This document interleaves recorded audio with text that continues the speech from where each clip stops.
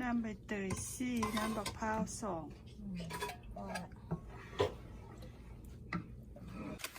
แป้งคนเข้าปากแป้งอันนี้ถุงนึ่ง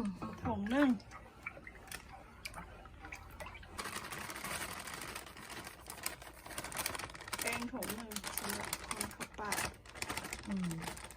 แป้งกะนี่เด้อตัวนี้แป้งอันเดียวนี่แหละพอเกลือน้อยนึงโอเคน้ำตาลทั้งแล้วแต่ผู้มักหวานน้ำตาลมีพอนได้ใส่ไปเรียนพาดี้กินหลายคนเนาะมันต้องได้เฮ็ดเอาใจหลายคนซาเฮาเอาพอดีกินได้เพื่อสุขภาพเบาหวานได้ไปกินหลายคนต้องเพื่อผู้อื่นคนไปที่ไหนหมดชั่วโมงนึงแก้มันฟดแล้วกันมันฮ้อนจะว่าฟดแล้วมันชั่วโมงนึงแล้วนะครับค่อยจะแข็งเนี่ยทำโมฮอดมันจะได้สักกันทำอ่อน50 นาทีชั่วโมงนึงอะไรชั่วโมงนึงหรือ50 นาทีแล้วมันได้สำหรับค่อยมันจะคัดคนดุนได้เลยเบื้องนี้มันมึนมือแล้วก็เปลี่ยนเบื้องจะกินแซ่บต้องได้เฮ็ดยังรสทันได้เอาอีก20 นาที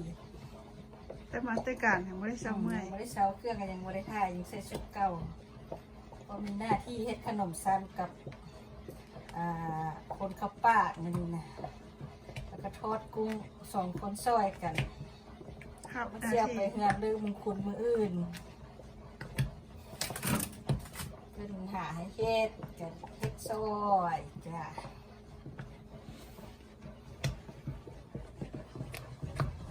หม้อเนี่ยมันก็บ่ได้ติดอ่ะใส่หม้อบ่ติดมันก็บ่เปลืองแห้งหม้อนี่นะเวลาคนขับปะนะหม้อติดให้มันเปลืองแห้ง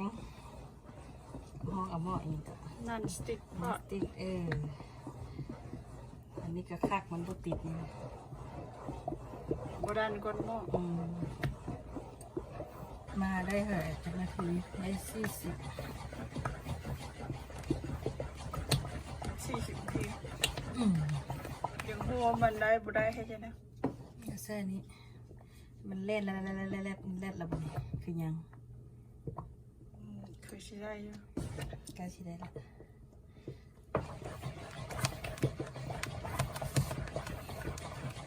มันคัดจ้ะ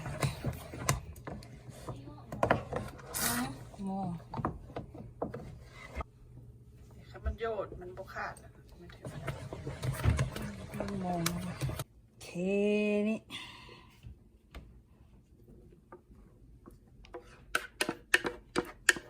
ง่ายสุดง่ายกว่าตอนคนเขาได้ยืน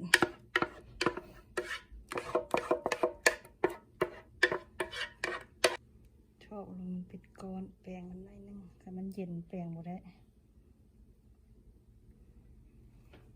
มืออื่นกับตัดไปใช่บ้าปลาไว้คืนนึงเนาะแล้วค่อยตัดเอาไว้ในฮันละดีนะ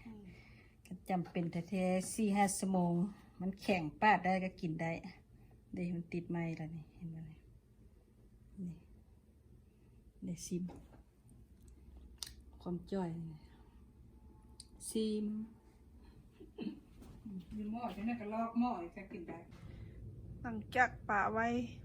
2 ชั่วโมงแล้วมันเย็นแล้วนี่ตัดได้แล้วนี่เนื้อข้าวปาดแข็งดี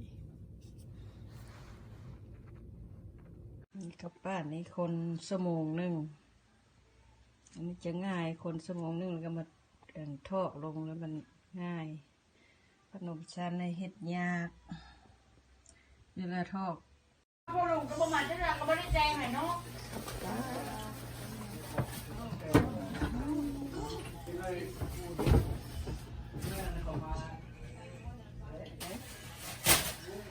อาหารบดเดซาซาปิ้งโลก คืออยู่ว่ามั่งไว้เนาะ ยำซีฟู้ดปิ้งเป็ดแซ่บ เอานั่นแม่เจ้านี่นะเอาแล้วพุ่นน่ะเทนเนสซีมัน มันก็บองยากินเทนนิเช่นมันเป็นบองยาเลย ไม่ก็